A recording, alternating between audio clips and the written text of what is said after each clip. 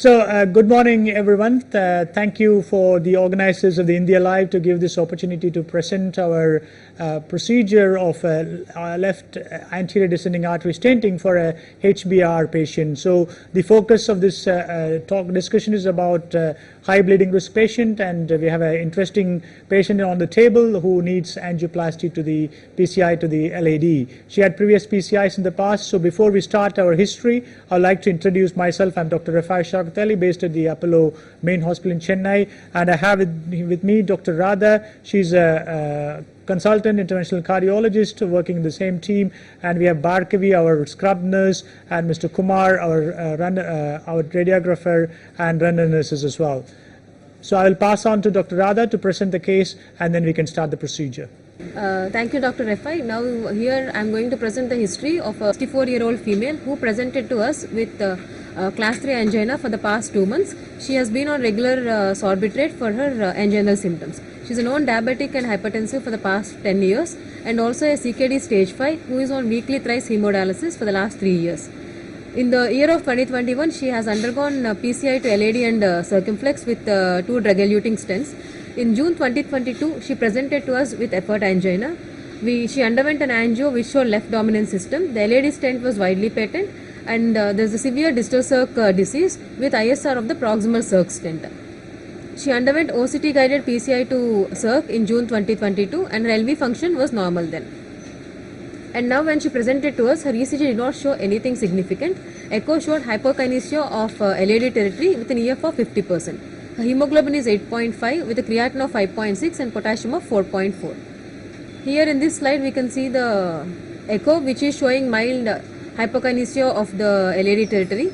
And then coming to her angiogram, we can see that it's a left dominant system. The stents in the circ are widely patent. And in the LAD you can see that the proximal LAD there is an eccentric plaque with around 70 to 80% stenosis. Coming to her precise TAP score, considering her hemoglobin of 8.5, age 64, and creatinine clearance is around 10 ml per minute per 1.7 body square. So her precise DAPT score is coming around 70, and 12 months risk of TIMI major or minor bleeding is around more than 4%. So the plan is to do imaging and then assess her proximal LAD and go accordingly and decide her antiplatelet therapy.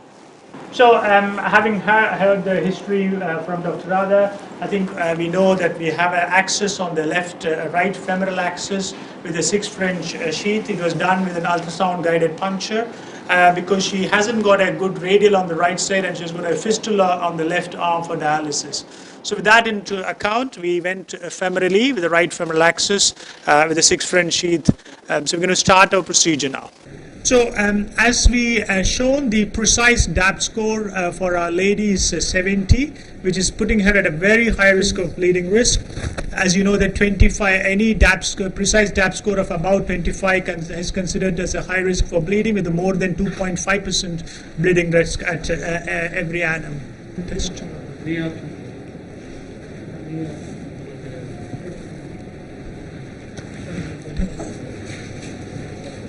Test. Minimal test.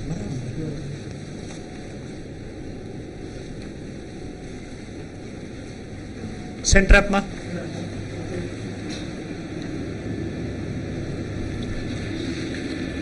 Center tambi. Test.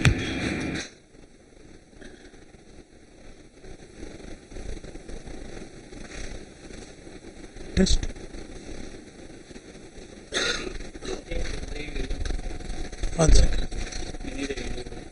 One second. Once this is okay. Just release the table.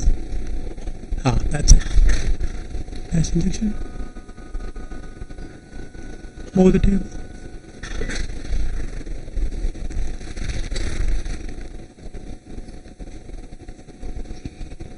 Okay, RA cranium. Okay, move the table, center up, ready for the picture.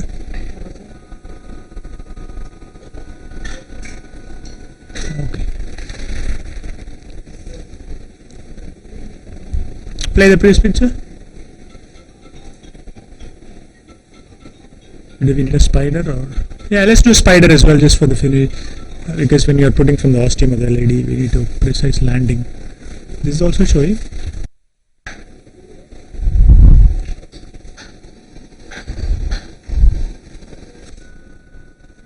Yeah, lovely. I think that's enough. These three views are enough. So lock this 2945 and the cranial one. Okay, let's get the one. So what we have done is with the 6 French guiding catheter and 6000 of heparin, we have taken the shots, the pre-PCI angiogram. As you can see, the as Dr. Radha has mentioned, the circumflex stent looks absolutely patent with good flow, so as the mid-LAD stent. The proximal part of the LAD, just proximal to the stent up to the ostium, looks hazy on the caudal view, and on the cranial view you can see there is an eccentric plaque burden in that LAD at the proximal segment, suggesting this is possibly the reason for her anginal symptom and the echo changes which are seen on the latest echocardiogram. Nevertheless, we are going to do a imaging with an OCT to identify the plaque burden in that proximal LAD and also the segments, cross-sectional area in those segments, and decide upon our stenting strategy. Yeah, if you want to do those, I'll talk.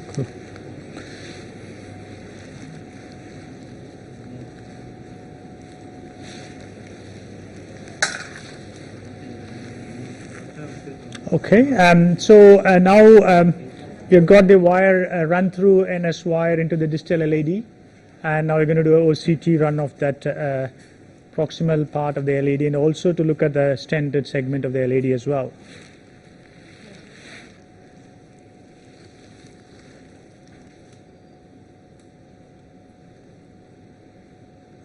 That's it.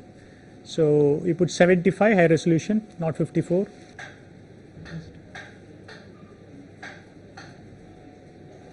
Okay, I'll just screw the gaiters.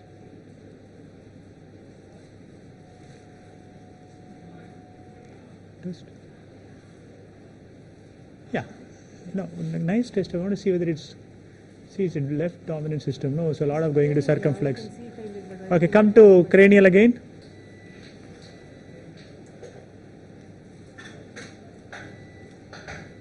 Okay.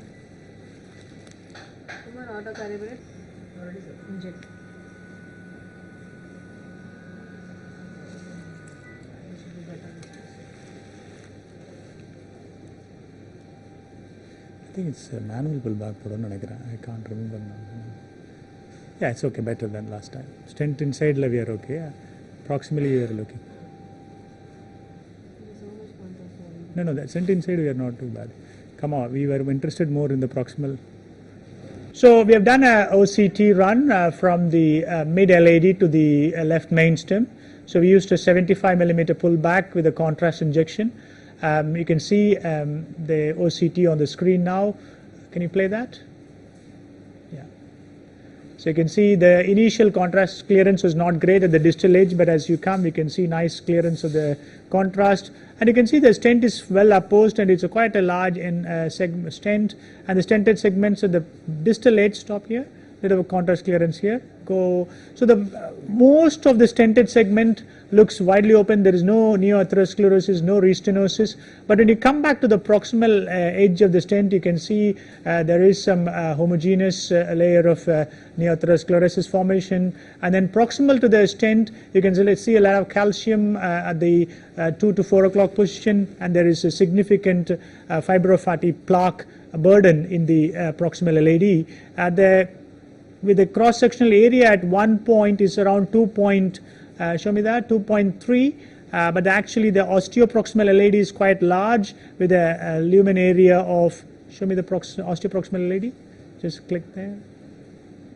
Yeah, so it's around 6.76. So you can see the plaque burden is at least 70% compared to the osteoproximal LAD, to the segment of LAD just prior to the proximal to the stent. So clearly this patient needs treatment for that proximal LAD, and we are planning to overlap the stent from the previous stent up to the osteoproximal LAD. So the size of the LAD at the proximal edge, just again show me the landing zone where we're going to put the size. Now, so this is the proximal, osteoproximal part of the LAD. Just going to measure, there is not much of plaque burden at all at this level. So we're going to measure the EL to EL to decide about the stent size. So we're getting 3.1, 3.2 on one side, and orthogonally we are getting 3.09. So I think a 3 millimeter stent at a decent pressure will be enough for her to cover up to the osteoproximal LAD. And you can see when you come back to the left main is quite large left main. There is no plaque burden at all in the left main.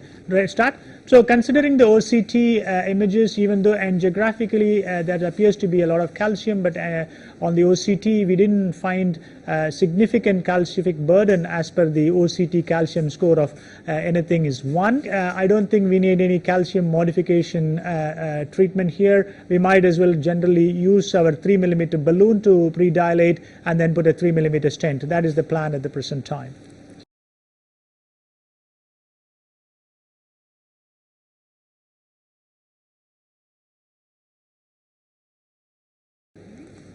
Yeah, the oozing there.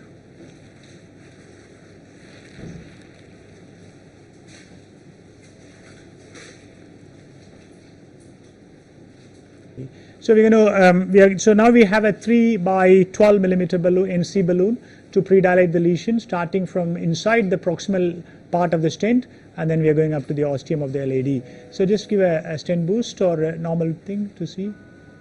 Yeah, we are at the proximal edge of the stent. Test there, test there. We didn't measure the length of the osseous. Okay, save the fluoro, go up there. 2, 4, 6, 8, 10, 12, 14. Single shot. Just go up to 16, 18, 20.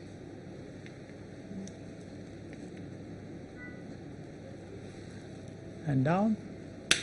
Stent boost, please. Let's see the stent edge. Yeah, we are well inside the stent. Okay. Okay, test for me again.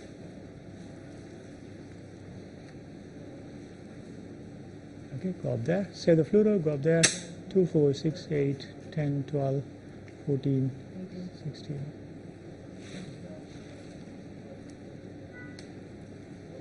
So this is a predilatation with the 3 balloon at 14 atmospheres and down. So we'll take a picture here. And now we are off single shot. Off single shot. So we need another 4 or 5 millimeter inside the stent, right? And come back to RAO caudal. 18, definitely 18. Come. Picture. Same view.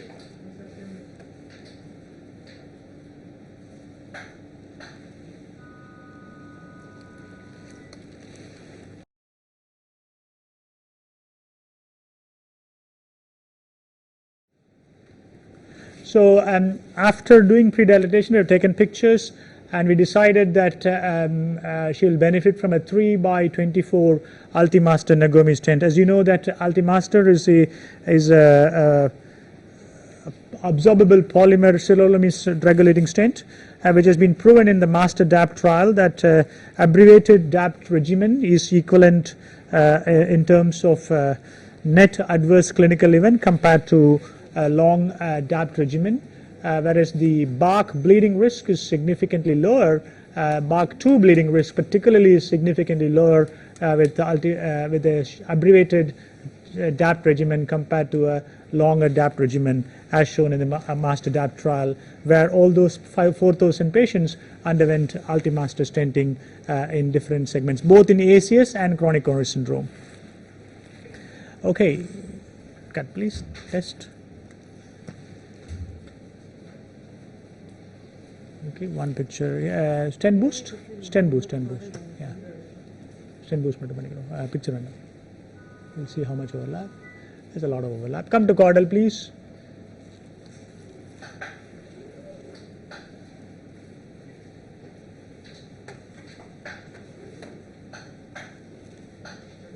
Test center up. Okay, just one picture and we'll go to spider and take as well. So, I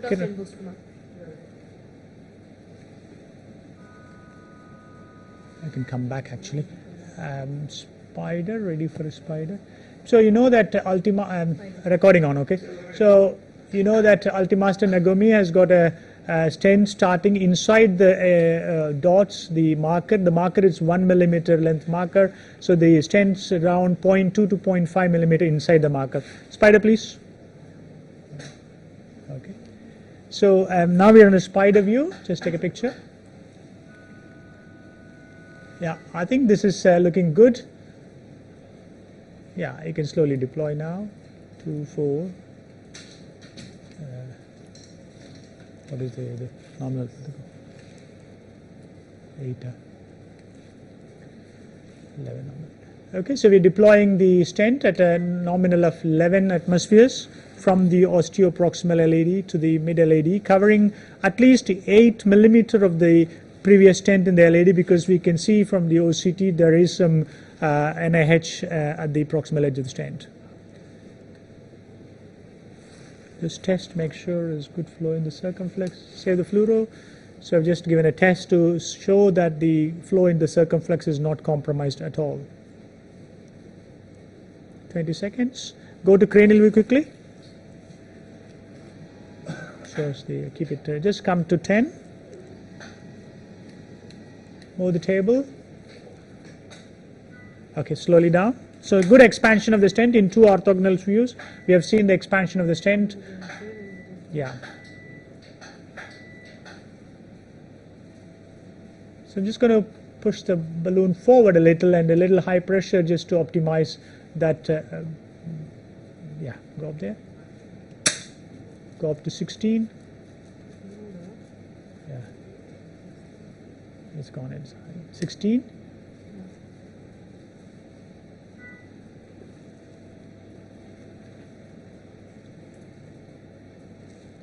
Case is done.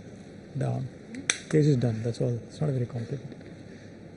So you need to run OCT and just show all these things.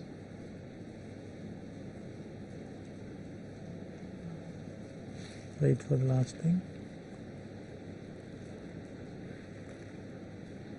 Just do like that.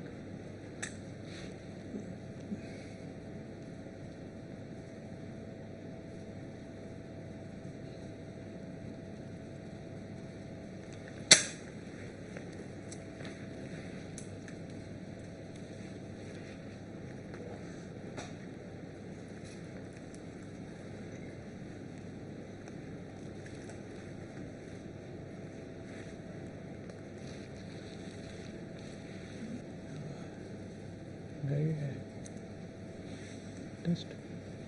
Okay, ready for the picture.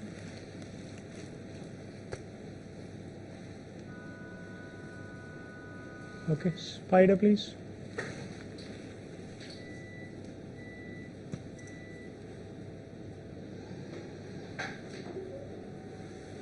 Guide is not engaged. I'll come back and pick.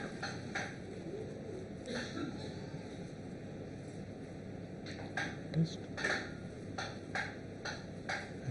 Come back to RA cranial.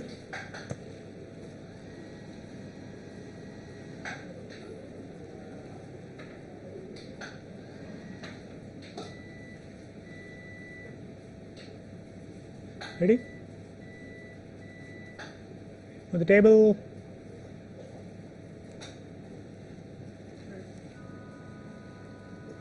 Okay.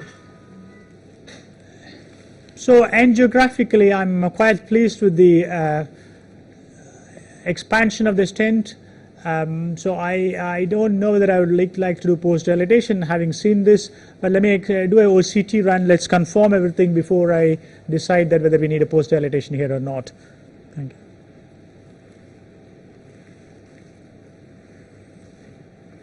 Do you think you should do or not?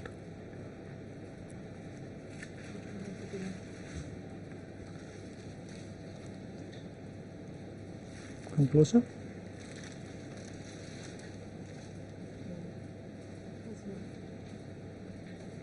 Yeah, that's That's all we're interested, yeah?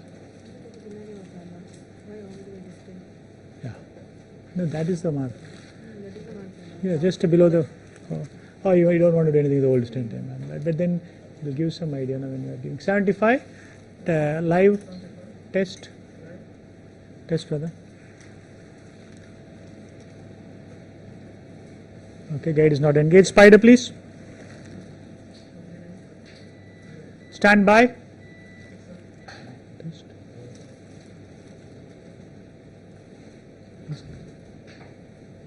Test now. So in this case, yeah, clockwise rotations. No. Okay. You have to.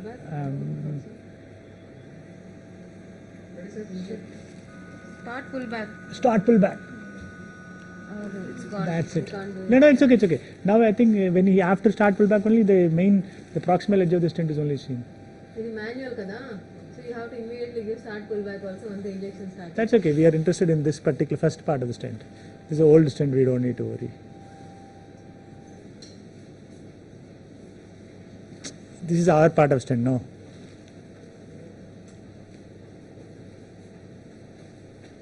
We are only looking at the ostium. When the expansion one on that.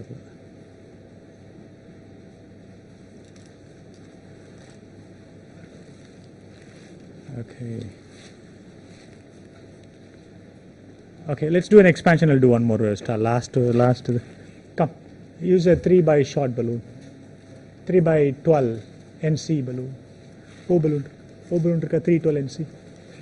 Having done a OCT pull back, we noticed that the certain part of the proximal part of the stent is a little underexpanded. So we decided to go with a 3 mm NC balloon to post-dilate at high pressure at the proximal edge of the stent. Stent boost, please, Kumar.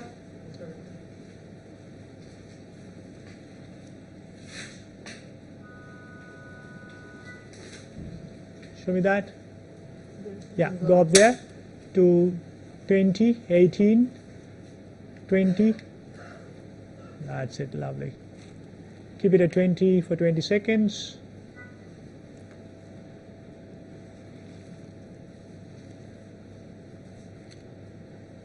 (22) and down.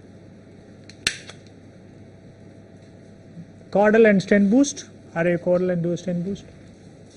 Ready? Stent boost. I can just come back tiny bit, 2 mm, and go up to one more stent boost.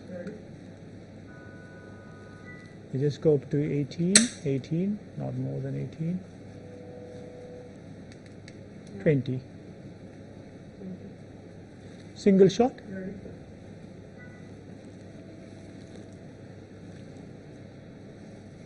(20 seconds) and down.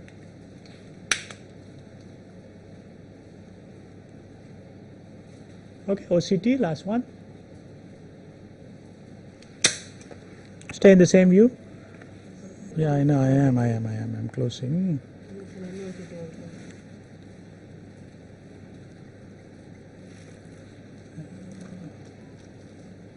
Stand by. Come close.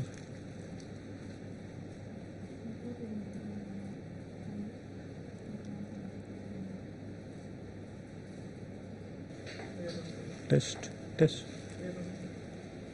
Yeah, so when you test, I will need to manipulate. Can't stand still. Test. Okay. I will hold like this, or you hold like this with a slight clockwise rotation, please. Line up once again. Table line up. Screening. Screen, please. Out of single shot. Yeah. Right. Tell me. Enable pull back.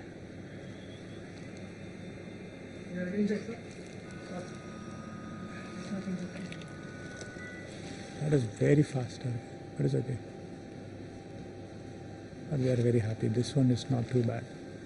We'll get it.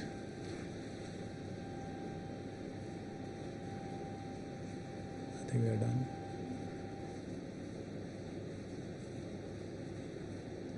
We are interested in the. Everything is going into circle.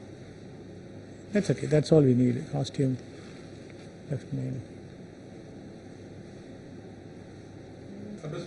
Yeah.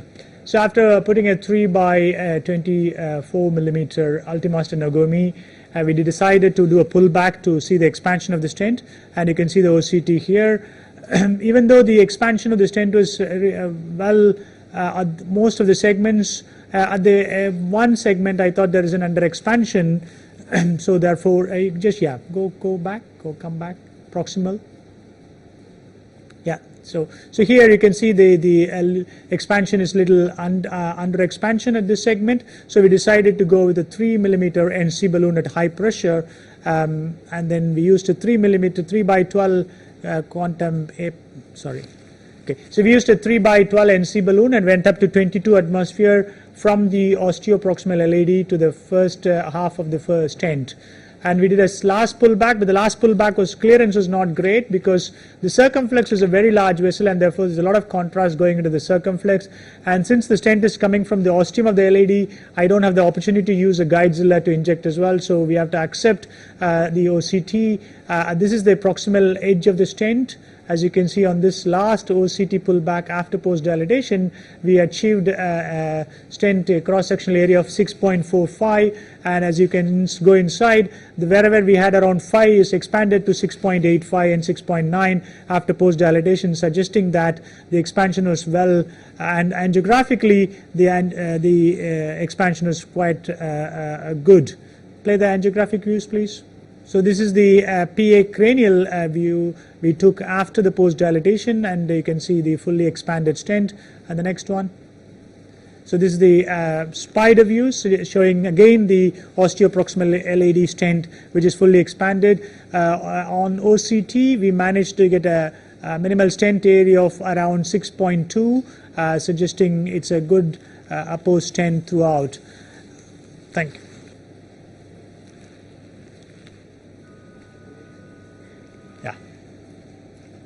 So having now we finished the procedure, and then we took a femoral picture which clearly shows that the puncture site is at the femoral head above the level of bifurcation, and we're going to put an angio-seal for closure device.